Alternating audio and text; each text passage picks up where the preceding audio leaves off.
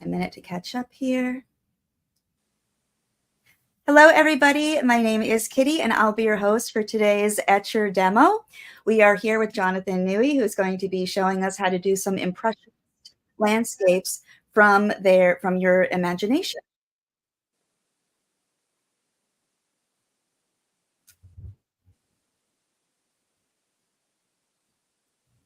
Sorry about that. A little bit doubling there. Yes, Jonathan will show you how to do some impressionist landscapes in acrylic coming from your imagination. And this is a little demo to give you an idea of what's coming up in his course, which we'll talk about a little bit later. So if you've got any questions for Jonathan as we're going through this, just put them in the chat in all capital letters so that I can see them better. If those questions are relative to what he's doing at the moment, I will ask at that time. If not, I'm going to hold back those questions until the end when we do our question and answer session. And also, please do stay to the end because we do have a giveaway for a set of watercolor paper postcards. So from here, I'm going to hand it over to Jonathan, who will tell you a little bit more about himself and what we're doing today. Jonathan, it's all you. Thank you. Hi, everybody. My name is Jonathan, and I'm here in the UK, and I'm going to be showing you how I will generate ideas and also do imaginary landscapes with acrylic. A good taster for the course coming up. I'm going to be showing you some of the basic stuff. I'll go through the tools and materials very briefly as I work with them, and also how I get my ideas. So what I'm briefly going to be showing you today is how I would generate my my imaginary landscapes using acrylic right from sketch through to finished picture. And I'm going to be showing a few different techniques today, but then obviously on the course there'll be a lot more different techniques to be learnt on that course. So I'm going to go straight over to my painting now, and I'm going to start showing you how I would generate those ideas in the first place. So we're going to go over to here. Okay. Thank you. Right. There we go. There we go. So first of all, what I would do is actually generate ideas in black and white, and you can do this with pencil, or you can actually, as you can see here, do this with pen. I've done this with a water-soluble Tombow pen, and the other thing that I would also do after I've sorted out composition, tonal variation and so on, is actually then progress into doing colour with the pens, and I would then develop the idea even further. One of the important things here is if you're working with a rectangular format, is you have a choice of whether you go portrait or landscape. So we sort that out at this stage. You could of course go square, which I have done in the past. And then I would, once I've developed the color ideas, I would then do small acrylic sketches, just to develop, still develop the color side of it, but also the tonal variation, the balance, the composition, and so on. And this is where I would push the sketch to maybe a little bit further than I would with the pens. And this is gives me a really good idea of how I would work with the acrylic eventually. And sometimes I do push these onto something slightly larger. I'm going to very briefly show you here these things, so I can experiment a little bit further, looking at them from on a bigger scale. And then once I'm happy with this, I will then develop the painting. So we're going to go on to our painting now. So I have a white board. This is a canvas board. So what I'm going to do on here to begin with, this is my palette, this is my tear-off palette. I have my water pot here, brushes. I'm going to use these two brushes. The paint I'm working with is the System 3 acrylic, and I have a round brush and I have what's called a filbert, and this is a number 8 and a number 4 round brush, number 8 filbert. These are both nylon. I have a palette knife, And the colours I'm working with are the same colours that I will do on the course: Payne's grey, titanium white, process yellow, cerulean blue.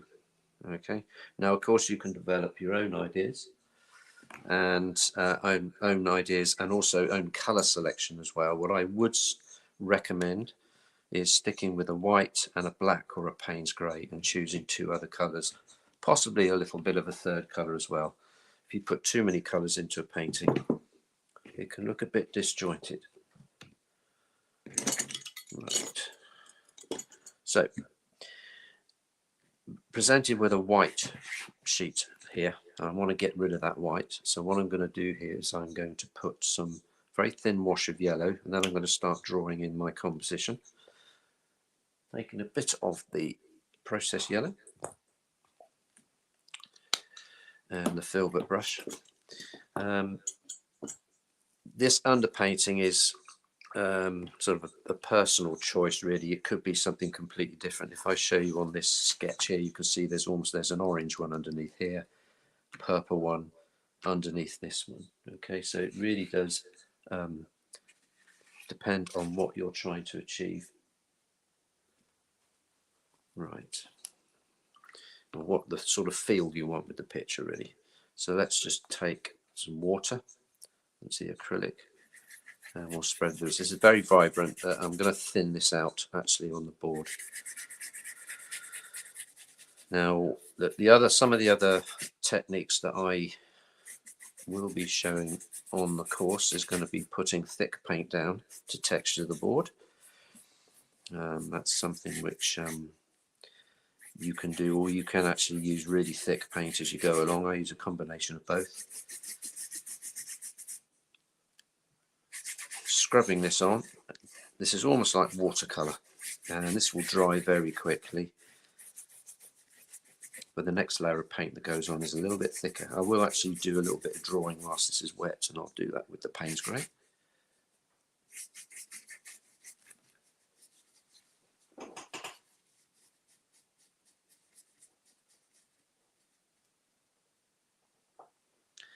Okay, here we go, just carrying on, spreading this around.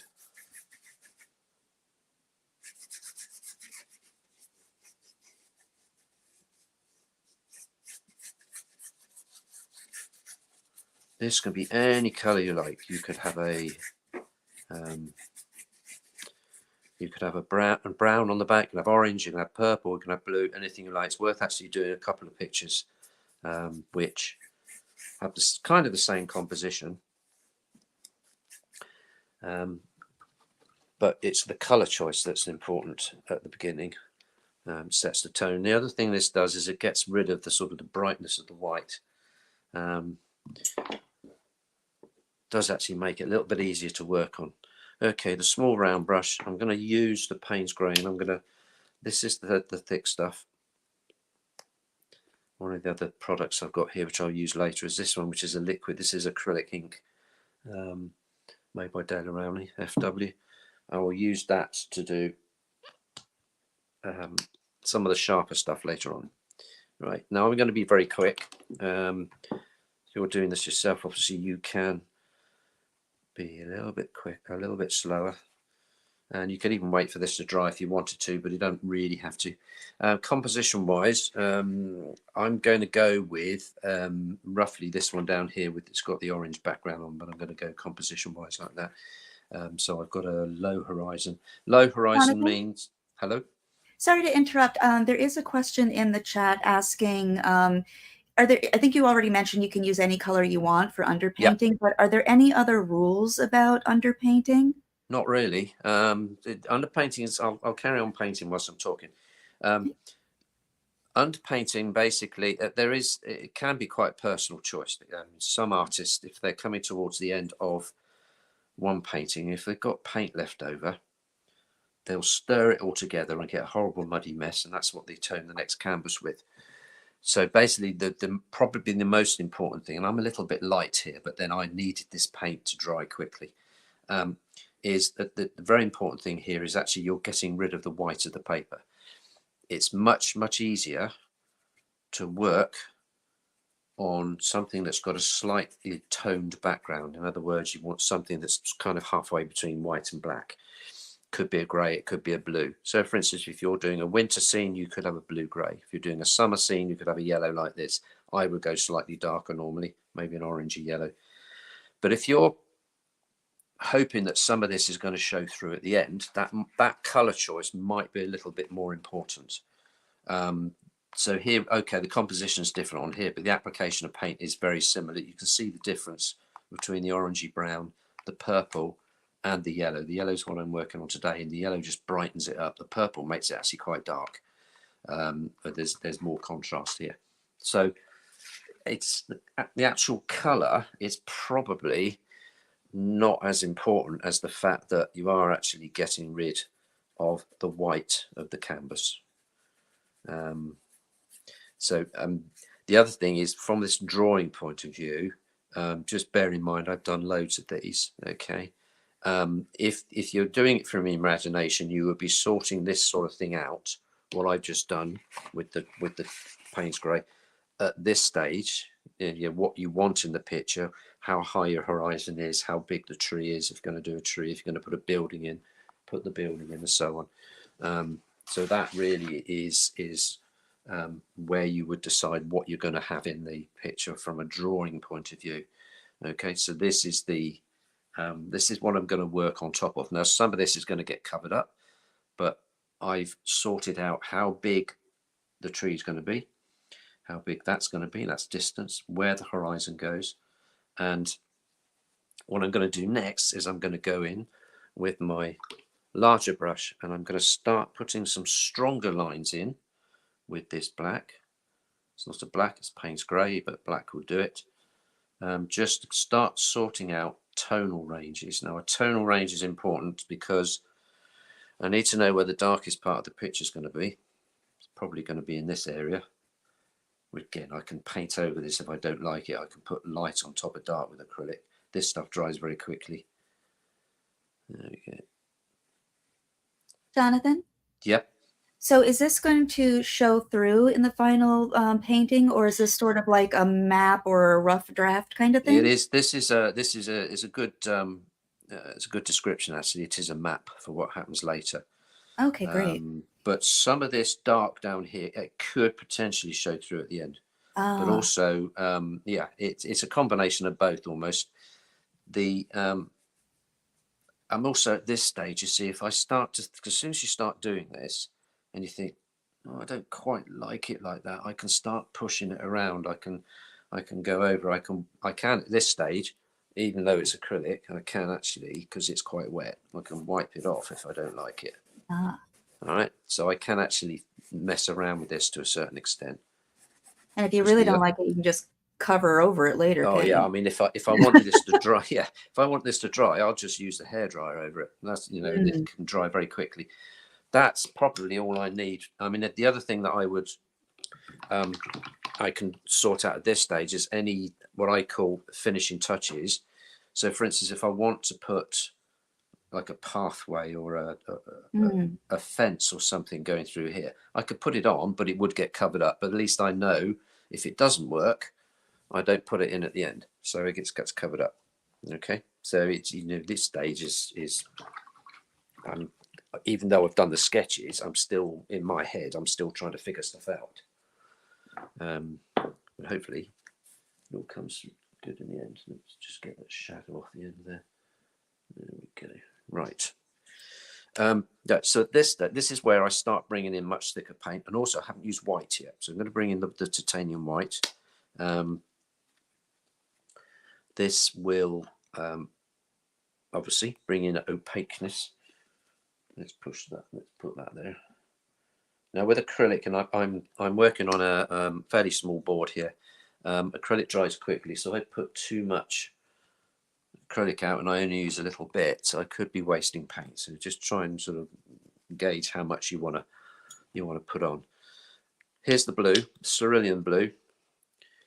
You could use color choice is personal as well. It's a bit oily actually. That one, it will still turn the whites blue. Okay, that oil is just a binder that's just separated out a little bit. Right.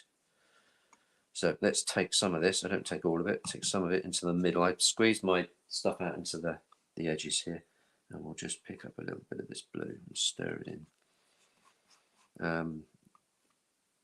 Acrylic will dry darker. Let's just give that a shake. Jonathan, there's a comment in the chat saying, this is interesting live for me because I can't paint without reference. I always need something to start. Yeah. I mean, obviously, there's nothing to stop you using a bit of reference, but obviously, from this course point of view, and the great thing about acrylic is that I'm just going to squeeze the oil out of this. It's a little bit irritating. The great thing about acrylic is because it dries so quickly. If you don't like it, you just paint over it and start again. So if you don't like what you're doing, you can correct it as you go along. With oils, obviously, you've got more of a drying time issue. So and yeah. when you're starting these, do you have like an idea in your head as far as what kind of scene you want to make, or is it just kind of it happens as it goes along? The only two things I have in my head, one is a basic composition. Okay. The other is a color scheme. Okay. Okay. So I mean, I think the color scheme actually is more important than the composition. I can move the composition around, but if the color scheme doesn't work, I'm going to wait for things to dry. And yeah. And what I mustn't do, I'm putting the blue, by the way, on with the palette knife. And this is where we really start to put quite a bit of paint on. So if I do, if I choose a color scheme, it means that I don't have to think about whether the other colors whilst I'm sorting the composition out. I see. Yeah, so I'm not that worried about because I've already done the color sketches, for instance. So I'm fairly confident that these color mixtures work. But if I dive straight in without any idea of what color I want, I'm sort of fumbling around in the dark, so to speak. My composition would still work, but if I get the color wrong, or more importantly, if I mix too many colors together, that's another issue, because if you mix too many colors together, it will turn to mud. And it will turn to mud very quickly. Now you can see here, as I'm putting this palette knife on, I'm starting to cover up this. That doesn't matter, because if I spread this around, it could still show through. But I've already done it, and it's in my head. That may be a bit alien to people, but once I put a drawing on a picture and I start covering up, people say, well, what's the point? I say, well, I've drawn it. I've got it in my head now. But the other thing is actually this drawing side of things is actually in the sketch as well, to a certain extent. Let me just remind you, it's this one. It's a very rough composition. And I've pulled the tree over a little bit more, so I've changed it already. I can put a bit more blue in this somewhere. This stuff is still wet because I'm putting it on very quickly.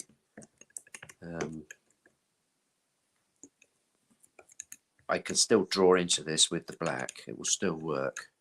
But obviously in this short session, I'm actually working quite quickly. Okay, there we go. Now, it's all quite a bit messy on there. So what I'm going to do is I'm going to bring in a clean, damp brush, and I'm going to just start softening things off a bit, spreading some of this around. Now, this does thin the paint. Now, from a drawing point of view, I've got the drawing still kind of visible, but I can actually start scraping into this and bringing the drawing back out again. But I only really use that method if I'm working quickly. It's just starting to discolor a little bit. It's going a little bit grey, but you shouldn't worry about things like that because you can dry this very quickly with a hairdryer and then push it around, paint over the top of it. Acrylic is a very easy medium to work with. Now I've got some tissue here because sometimes when you do something quickly, it can stay wet a little bit too long. So what I'm going to do here is I'm just going to lay this tissue over the top, push it down. You can use newspaper.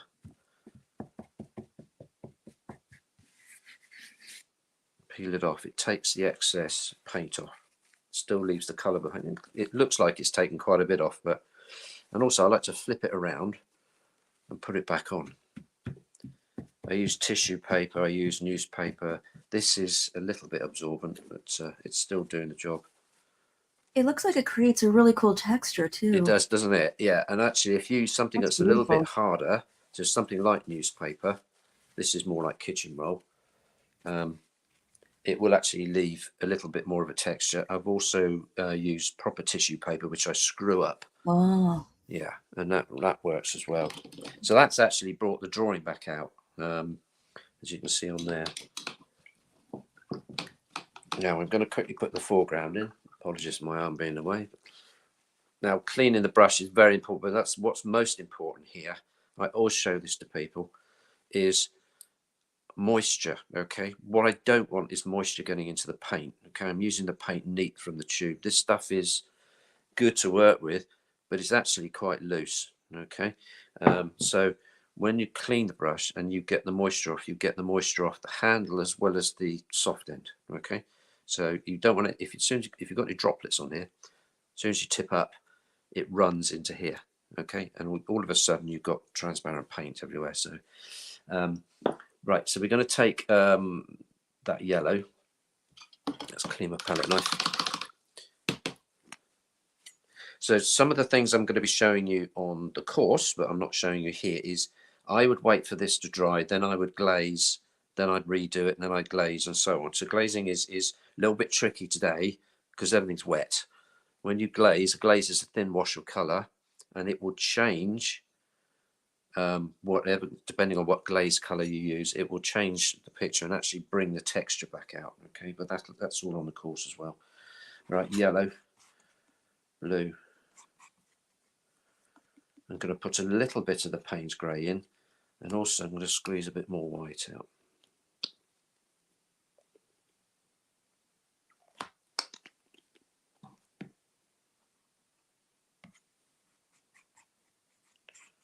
There we go. Let's see what we've got here. So palette knife is really good at laying down paint very quickly with lots of texture. I like doing this. It's a little bit grey. I'm not fussed about that. I can change it.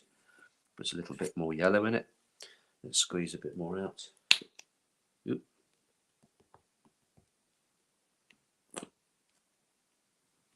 Very messy paint medium. Shouldn't be afraid of getting paint on your fingers.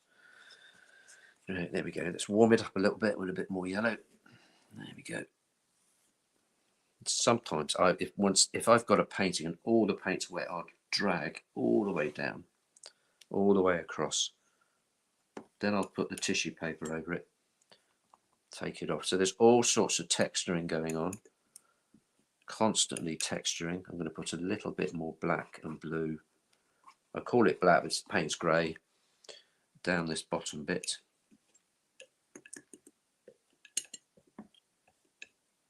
Whenever you're painting anything like this and you say to yourself, I wonder what would happen if I did this, do it. There's only one way to find out. Now I'm trying to just scratch some lines using the Payne's grey and the palette knife up into here. I'm going to get, there we go. Just going to come to the side, just wiggle that palette knife to the side, and you can start developing some tree trunks. Now obviously this sort of technique means you've got really straight ones, but we can work into that later. It's very important here. This is one of the reasons why I've chosen this collection of colours. Very important not to mix all of these together. Keep them separately. If you want something greyer, then mix it separate. There's a greyer one there. If you want it yellower, pick it up separately. Like this. Now I've got on the horizon here, I've got a little bit of distant trees. Here we go. From that horizon, a little bit of white into this mix to push it back. further away something is, the lighter it appears.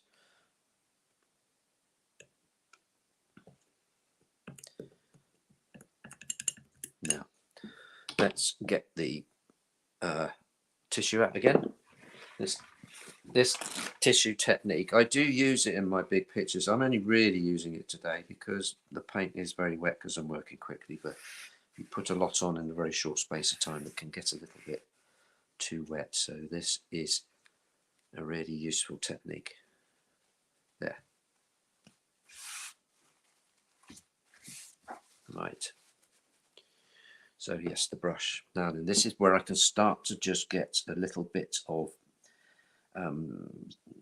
sort of structure. It's almost as if I'm carving the paint, really, just to direct the just to flatten the field off, to start producing a little bit of foliage. The edge of this velvet brush is a little bit fat, but I can squash it down and do quite thin lines.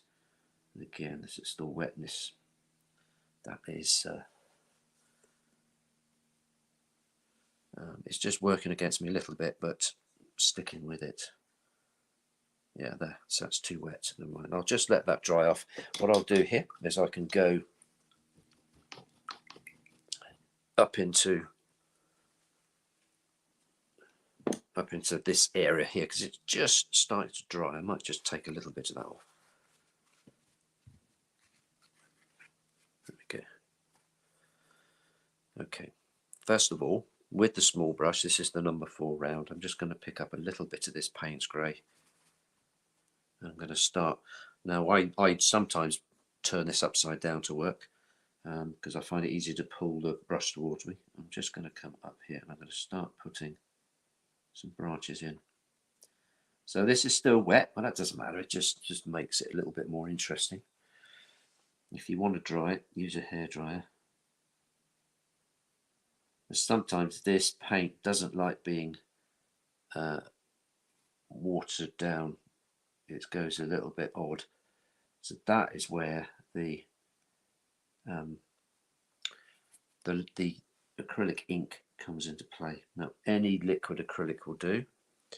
This one is called FW. It's made by De La Rowney. This is the Payne's grey version, and it is an ink, so it's got a little pipette in the lid.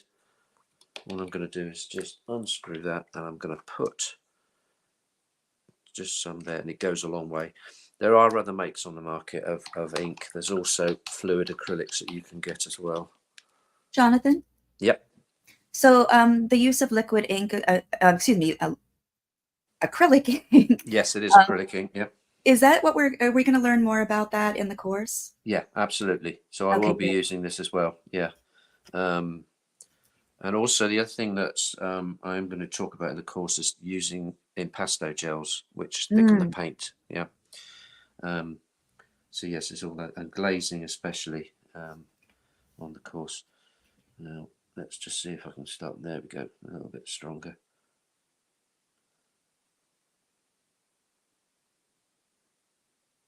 And there's lots of things to learn on the course. Is thick paint, thin paint, glazing, texturing, painting with a palette knife. Hopefully my hand's not in the way. But I mean, the other thing is actually generating the idea as well, because that can scare a lot of people. So a lot of people, my students say, "Oh, I don't have any imagination." Yeah, everyone's got an imagination. Just got to know how to get it out and onto your canvas. And you can see it's just starting to come.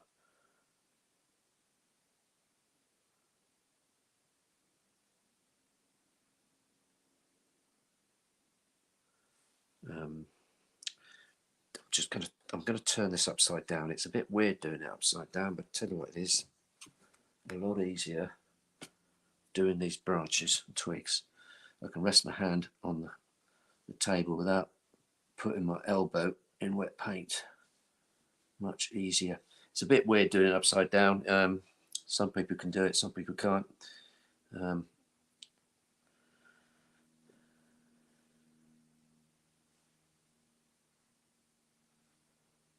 Now, because this paint is still wet,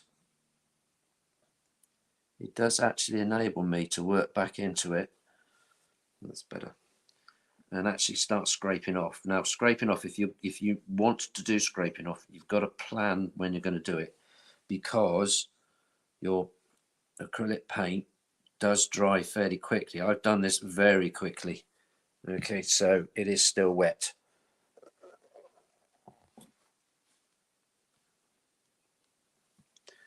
So you can do a couple of things. You can use a palette knife, which I will do in a minute, but you can also use the wrong end of a brush. You want to go into this and start scraping out very thin lines up here. You can just start to see that underpainting coming out here, and that's just starting to dry. There it goes. I can just, hopefully you can just see that it's just starting to scrape back there. I'll go into that four there, and with the glazing technique later, when this is all dry, it will fill the grooves and these will stand up even more. How are we doing time wise? Kitty, are we okay? We are just fine. Good. I'm actually really impressed that we are half an hour in, and that's including our introduction and everything, and look how far this has come. Yeah, I mean, it's great fun, this. I mean, it's scary if you've not done anything from your imagination before. I think that's the biggest problem people have. Mm. Yeah, it's a big sort of mental block. But really, I mean, if you don't like it when it's finished, you just get your white out and paint all over it. Start again. Now, I think that would make things. Sorry. I was just going to say, usually when we have issues with confidence, when we start painting something, it has a lot to do with that precious issue that we don't want to waste our paper. Yeah. And something like this, you can kind of throw that away because you can just keep reusing it. Yes, you can. The only thing you have to remember is if you are putting stuff on fairly thickly and it's quite obvious you've put big thick branches on, if you're going to do something, say you change the composition, you paint over it, you'll still see the tree shape. So just bear that in mind. But I mean, if you're using stretch canvas or something bigger, you can re-stretch. What I'm doing here, I'm picking up a little bit of a mixture of dark green and the Payne's grey on my palette knife, and I'm just going to put a little bit of texture, some sort of leafy texture up here, not too thick. There it goes. And this is great because this picks up the texture of the board. Now, it's important here with your palette knife to push it flat down, almost as if you put your hand down on it like this. Put it flat. All right. If you use the edge, you'll just get a hard edge. So just put it down flat and just move it around. If you've got a palette knife that is hasn't got this crank in the handle, that's fine. You can still do it, but you have to push down harder on it.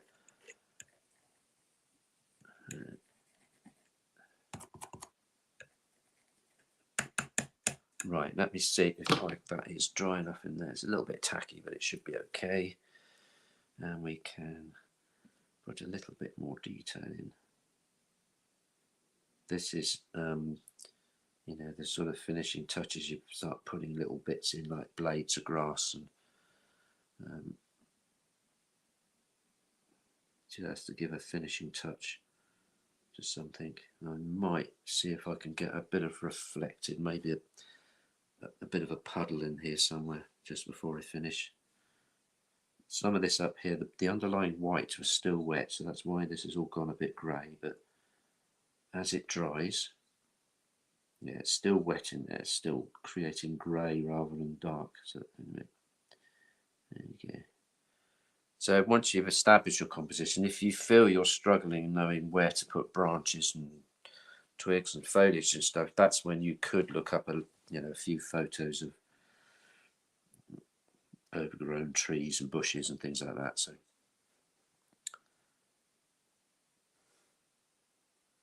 just down in this bottom corner, I'd like to tie up a bottom corner that's opposite to this. So if I want a bit more texture in this corner, I can do that.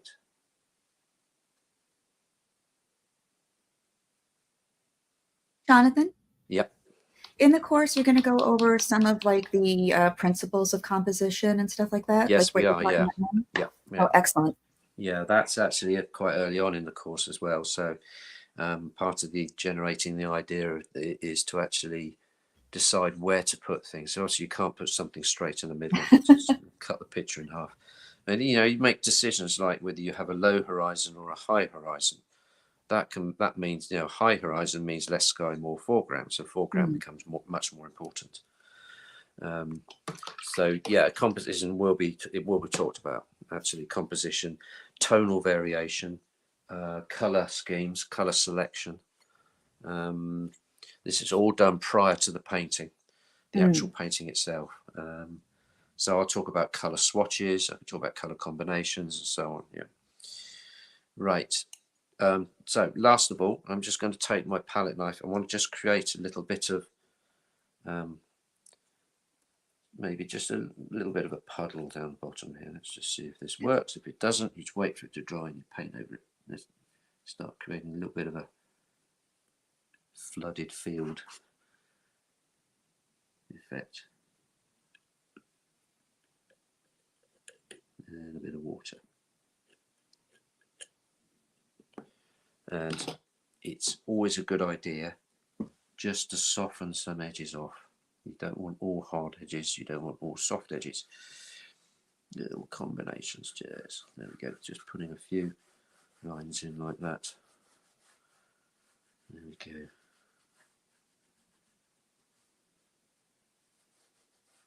Right. You'll notice the underpaint. Now this underpainting is quite a subtle one. It's the yellow one. It was quite bright to begin with. It's showing through in places. So one of the other things that this underpainting does is to put in the initial color on is it can actually help you put more color on later on just to get rid of most of it. But some of this is peeking through. And that's a good thing because it unifies the whole picture. Okay, there we go. I don't think I should do any more than that, unless you want me to, of course. And okay, if there's any questions? So far, there aren't any questions. I have to say, though, that it was amazing, just like in the last couple of minutes, how this whole thing transformed and all the depth came out, all the balance happened. Even the color effect kind of changed. Earlier on, it looked a little bit more muted. Now it looks brighter. Yes. It's just gorgeous. Yeah, and the contrast, that's a very important thing, contrast, because it's the difference between dark and light. And that's what you use to take the eye around the picture. It's one of the reasons I put this blue bit down the bottom here is to break this tonal flatness in here and make something a little bit lighter. And that is a link to what's happening at the top here. You've got the same blue and white at the top here now. Okay, so contrast is really important. It just causes the eye to follow around the picture. So it probably starts here and just works its way around that way. Yeah. And we do have a question just asking, do you use limited color palettes? Yes, I mean, to a certain extent, what I've got here is a limited color palette. I've basically got two colors, plus your white and the black. Okay, so Payne's grey. That's all I've put into this picture. And a lot of my stuff is a limited palette. I've got the one I showed briefly early on, this one, which has got more yellow in it. If you see this one. Oh, wow. Yeah. So basically I've got two yellows, I've got a blue, and I've got a red oxide plus the white and the black. Okay, so this one's got 4 colors plus the white and the black. Okay, but what I haven't got on here is the colors mixing together. That's important. Okay, because the danger, well, I can guarantee if you mixing all of these colors together, you will start to get mud. Okay, especially with the black and white. A limited palette is a really good idea, and I think that's what I also talk about that in color selection on the course when we do the color swatches and stuff, is to keep the number of colors down. So you would color choice is important, and it's also personal, but this is important. Yeah. Great. So I'm not seeing questions, but you're getting star eyes and heart eyes from people Good. as you're showing the different work. Good. It's just fabulous. So everybody, if you have questions, please do put them in the chat. Let's talk a little bit about your course that is coming up. Let me see if I can bring you back here. Can I bring just you here? Let's see. Yes, I can. Okay. So the course starts on Saturday, July 27th. It's 4 sessions, and it's at 12 p.m. Eastern Daylight Time each time. And after the course is over, there will also be a live feedback session. So why don't you tell us a little bit more? I know you've been talking about what we're going to learn in the course as you've been going along, but can we kind of like summarize it so they get like a good picture of what's going to happen? Absolutely. So we are going to start off with. Oh, and Jonathan, I think because of the microphone, you're going to have to speak a little bit louder, please. Okay. Shall I Thanks. move a little bit closer Oh, here? okay, yeah, I that's think good. that's where the microphone is. There we go. Perfect. Can you hear? Is that okay? Yes, thank you. Good. Yeah, so we're going to begin with an introduction to the tools and materials. That's basically just to get to know what you're going to work with. And then we'll develop things like brush marks, using the palette knife, using the, or I'm going to show you how there are different gels available on the market, like impasto gels and glazing mediums, things like that. And then that will also include a little bit of color theory, so choosing your colors and so on. And then we're going to move on to mark making, black and white pencil and pen. So that's where you start to develop your own ideas. What we'll do is we'll experiment with format. So if you're going to go either landscape or portrait, which is that way, which is entirely up to you which way you go, whether you have a high horizon or a low horizon, if you're going to include any buildings in it, or where you're going to put the trees and bushes and so on like that. That's all done at the black and white stage. And composition is important because you can be the best artist in the world at putting paint on paper. If the composition is not right, it's just not going to sit right on the canvas. So we'll talk about that. And then we move into starting to develop colour and colour selection, swatches, and colour sketches. And this is, we'll start to, you will choose your composition from your black and white, and then you do 3 or 4 different sketches using roughly the same composition. I mean, you can change the composition anytime you like, but as you start bringing in more colour, then you can start to push the composition around again if you want to. And then session 4, bringing it all together and then doing your finished picture. And I will do a painting start to finish. I think it's in session 4. Okay, so yeah, so that's basically it. So each bit has something slightly different. Start off with your tools and materials, then you go into mark making, then you develop your sketches, your ideas, and then you have your finished picture. Any questions? Let's see. I don't think I'm seeing any questions. Let me just wait one moment here. There was an interesting comment saying that this is also helpful for watercolor, and I agree, because while you're going to be learning acrylic technique, all of these theories can be applied to pretty much any medium as far as I use oil as well. Oh yeah. I do something very similar with oil, and obviously with oil paint, I've got more time to push the paint around and scrape the paint. But obviously in between each layer, I've got to wait for it to dry. So if I want to glaze over thick paint, I've got to wait. Well, I use impasto gels and oil to speed the drying time up, but I've still got to wait about 3 or 4 weeks before I do the glazing. So, but yeah, I mean, I work in watercolor as well. Watercolor is really good for sketching out the ideas rather than using the pens. So it doesn't have to be the pens. You can use the watercolor to do that. But obviously one thing that the pens and the watercolor do, I mean, you don't really need this at this stage, is that you're not really sorting out your texture that's going on. That gets done at the acrylic sketching stage Mm. and in your finished picture. So Hmm. yes, it is. You can actually do this with watercolor as well. And also watercolor, if you're going to do your finished picture as watercolor, the good thing is to actually iron out any issues that might happen with watercolor at the sketching stage, because you can't correct it as you go along. Right. Yeah, can't paint your mistakes out, basically. It's a little less forgiving. Yeah, yeah. So yes, I mean, even if you're going to work with pastel, so it's the same. You can do a few sketches to begin with, and then go for it with your finished picture. Yeah. Great. So this question, any tips on how to cultivate imagination for this type of painting? That's a good question. Yeah, I mean, obviously, my experience is that if I'm bored, I can just sit down and sketch out. I would, right at the beginning of in the course of where we sort out what we're going to do, we work with a pencil, just a Mm. pencil, just a little bit of a sketch.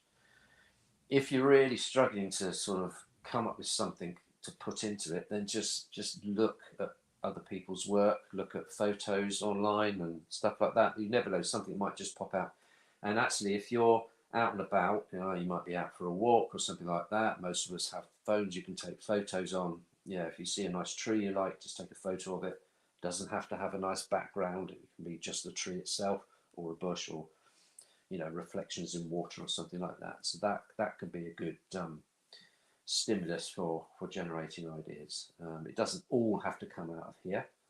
I think the most important thing about your imagination is you shouldn't, if you are working for reference, is don't copy it exactly. It's the whole point of this, is to actually put your own sort of ideas and feel into it, your own experiences and stuff like that. So I mean, I know some artists who carry a little sketchbook around them. They have it near them all the time, and if they get a sudden idea pops into their head for whatever reason, they quickly sketch it down. It can be a tiny little pad about that big. They just generate ideas. Yeah. So yeah, there's lots of ways of stimulating your imagination. Looking at other people's work is very good. I look on Pinterest a lot. But that's mainly for colour schemes. I don't really copy composition. I prefer to come up with my own. But if I'm stuck for a colour scheme, yeah, looking at other people's work is a good inspiration. Great. And I'm sure like through the course, you're going to develop more and more confidence with pulling things from Yeah, imagination. yeah, And absolutely. Now, I mean, the other thing is to actually sketch much more than you paint. So I've mm, got hundreds of sketches, most of which haven't yet been developed into anything, because it's much quicker doing sketches. mm, Um, and also with sketches, I mean, if you do a painting, you've got lots of leftover paint, don't waste it. Just do a sketch with a different composition in it, because you never know, that might turn into a painting one day. mm. Yeah, so sketch as much as possible, even if you're stuck at home with a felt tip pen or a biro or something like that and a piece of white paper. Just have a mess around with it. Yeah. Great. Well, I am not seeing any questions coming up, so I think we can go ahead and do our giveaway. Okay. So our giveaway for today is a pack of our watercolor postcards. It's 100% cotton, 300 pound. So I'm going to bring this up onto the screen. And what you do to enter is you type hashtag brambles into the chat, and then we will give it a spin. So I'm going to give 10 seconds for everybody to type. Well, let me give you 15 so that way you can type. And that way everyone has a chance to get their thing in, and then we'll spin. So I will start counting now.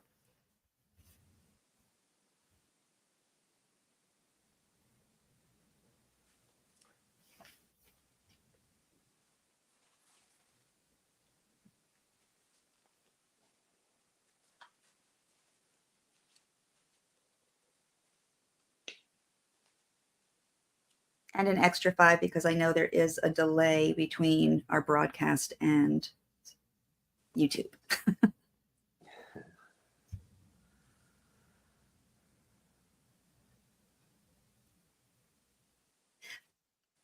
Oh, and make sure you put the hashtag in front of the word brambles. I see somebody has not put the hashtag, so if you want to re-enter,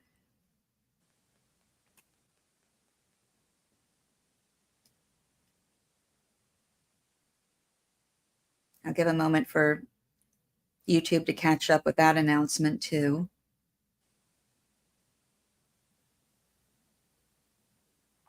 I feel like the Jeopardy theme song should be playing or something. All right, I am not seeing any more entries coming in, so I'm going to go ahead and spin.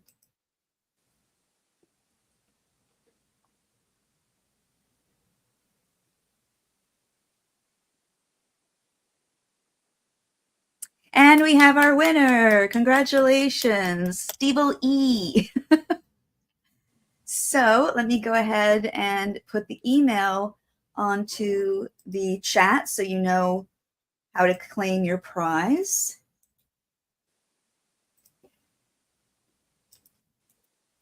Okay, so Stevel E.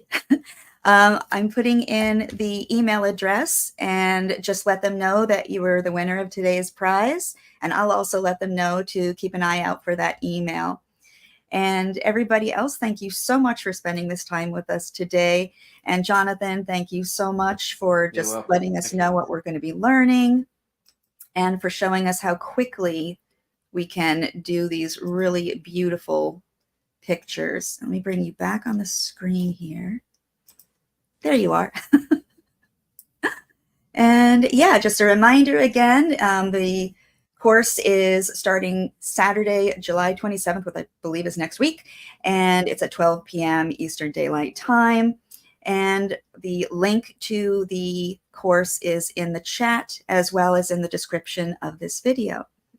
So thank you, everybody. And until we see you next time, make more art. Goodbye, everybody. Bye.